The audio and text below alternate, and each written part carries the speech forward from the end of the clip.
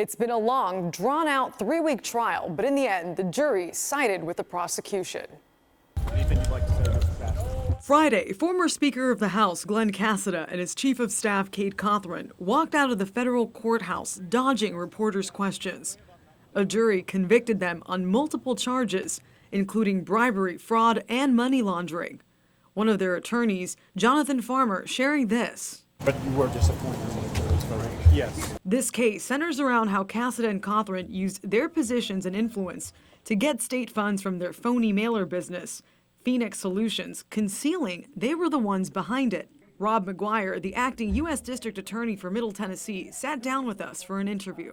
There was about $50,000 that were given to the defendants for work that they really wouldn't have gotten had other members in the Tennessee legislature known what was really going on. And that's really where the criminal activity came in. Prosecutors say Cothren used a fake signature, Matthew Phoenix, on a W-9 form and kept up the lies by manipulating people shown in text messages at trial. The defense had argued their reputation was ruined because they were involved in an inappropriate text message scandal and had to resort to doing business this way.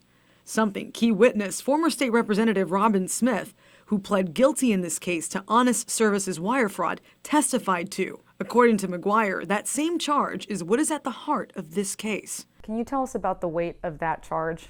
Yeah, it's really important because the idea is if you are in a position of elected leadership with enormous and awesome responsibility to affect the lives of everyday Tennesseans, you got to do it right. Cothren isn't an elected official, so how does that play into this? Well, obviously most elected officials really rely on their staffs. You know, they rely on people in the legislature that work for them and work for the people of the state of Tennessee. A jury found Casada guilty on 17 out of 19 charges and Cothren on all the 19 charges.